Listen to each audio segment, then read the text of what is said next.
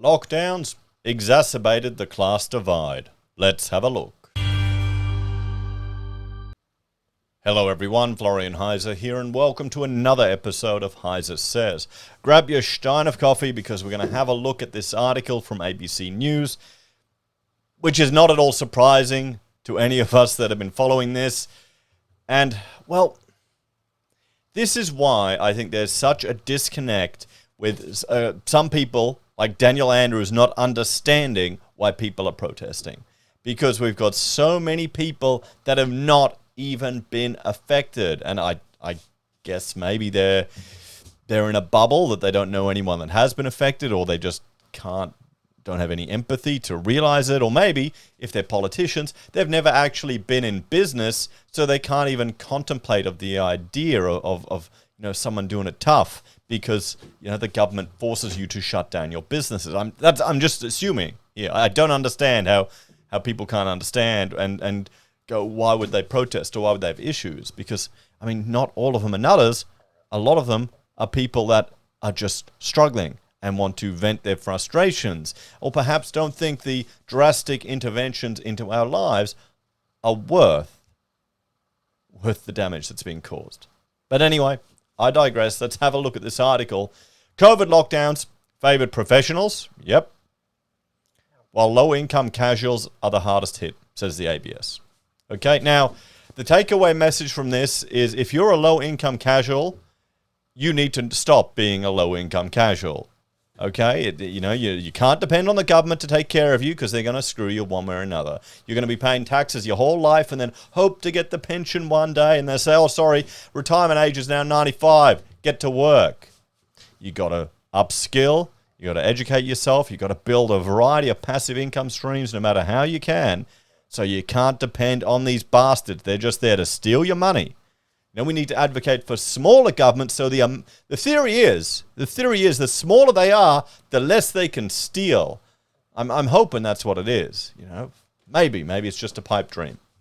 But anyway, let's have a look at this, because this is the main issue that we're seeing here. The class divide in Australia is there are classes in our society. One of the big measures is if you're a renter. One of those dirty renters that no one likes, although everyone wants to be a landlord of, or if you own property. More than 40% of employed Australians worked from home in August. And that's a privilege, guys. That you may have worked for that privilege. Okay, you may have worked bloody hard to get that privilege, but some people can't even do it. We can't have people controlling forklifts yet from home. It will happen. But then you'll probably have it all done overseas.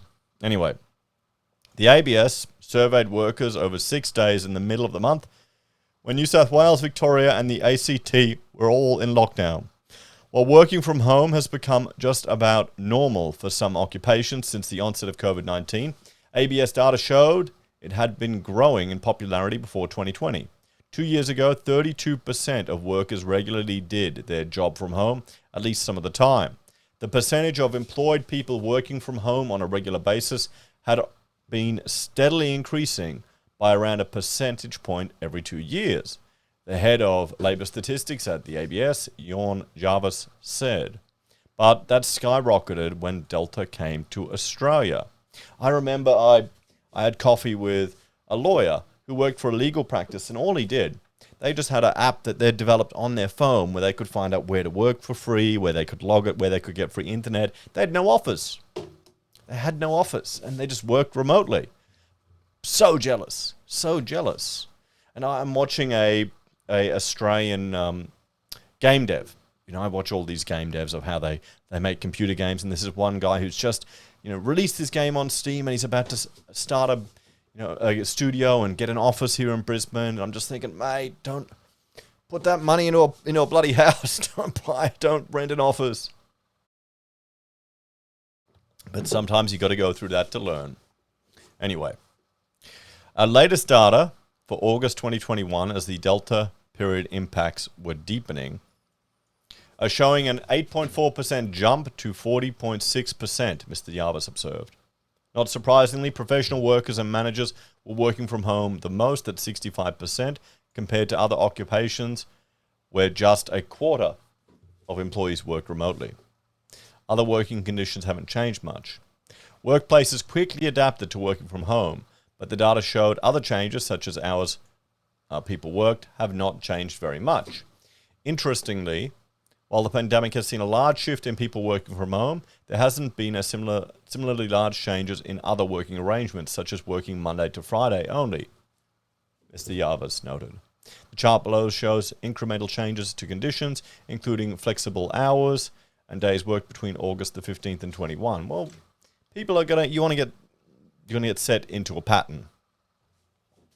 Working arrangements other than working from home have generally followed pre-pandemic trends. So lockdown have hit the lowest paid workers harder. The lockdown significantly affected employees earning smaller incomes. There were 500,000 fewer low-paid workers in August 2021 compared with the same period before the pandemic in 2019. In August 2021, the number of employed people who were earning less than $1,000 per week fell from 4.5 million in August 2019 to just over 4 million in 2021, he observed. This echoes what we saw last year in August 2020, when low-paid workers and their jobs were also particularly affected by lockdowns and other restrictions. In contrast, the number of people earning $1,000 or more per week increased by 8% between August 2019 and 2021.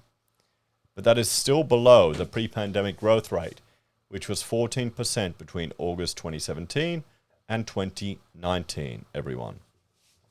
Casual workers also bore the brunt, making up a greater share of the hospitality and other service industries shut or severely restricted during lockdown. This is funny. Remember, we were looking at Albanese's, like their whole, free government TAFE and education, and they're targeting hospitality and tourism, and I don't understand why, but I don't know, maybe for people to get out of hospitality and tourism. In this survey period, 22.5% of all workers were casual staff. Just 4 months prior, in May 2021, 23.6% of workers were casual, and before the pandemic in February 2020, almost a quarter, 24.1% of the workers were in casual roles. So there we go, everyone. The lockdowns are exacerbating the class divide. Let's have a bit of a talk about this. Now, I've been talking about a K-shaped recovery for some time, how certain aspects of our economy are going to do better than others. And, well, we've seen that here just with who's affected by the lockdowns, but also where the government chooses to deploy their stimulus into the economy. They use housing, everyone, because they get the best bang for buck in housing. And not just because, well, for two reasons. One, the money flows through the economy a fair bit. But also, you give someone 15 grand, they have to go out and spend 150 grand on their house. For every 15 grand the government spends, they get 15 grand back in GST and building material and other stuff. Government spends that 15 grand on social housing, they're only going to get 1.5 grand back in GST on the building material. That's why they do it, guys. But that's also why we're seeing this warped recovery. Some people feel like we've been in a recession, in a depression, they're struggling. Others are busier than they have been in a long time. Talking to some of the old hands in construction. They want to retire, but they're too busy. I go, did you expect this when we had our first recession in nearly 30 years? And they just laugh. So it's a different world, guys. And if you're young and preparing for your life, take that into account. Because I don't know if the government's going to really change their ways regardless of who's in power, unless we have real big political change. And then, well, anything's up for grabs, guys. Maybe that basket weaving arts degree that you did at university may pay off. You could probably get a good government position then. I don't know, counting wicker chairs at an art installation for the next, I'm not even going to say it, I don't know, some random crap. Anyway, guys, let me know your thoughts and opinions on this one. How have you seen it? Have you been affected by the lockdowns? Are you using this as an opportunity to increase your skill base? I mean, the example I give is my very own sister-in-law. When, she was working at the airport, when the lockdowns hit, boom, stood down. So she went out, got a qualification in childcare, and now cares for special needs children. completely new career, and the airport are taking her back again. So now she's got 2 jobs, 2 sources of income. And she's come out of this better and stronger, which is fantastic to see. So that's the opportunities that lie here. Maybe you just need to think a little bit differently. But you need to upskill, guys. Don't depend on the government to take care of you. They're not your friends. If you haven't figured that out yet, they're just there to make themselves feel important. Anyway, check out this video asking if we're heading into a K-shaped recovery, because I'd bet you a carton we definitely are. Take care, guys. Have a great day, and I'll see you all in the next episode. Bye for now. It's good coffee, guys. Good coffee.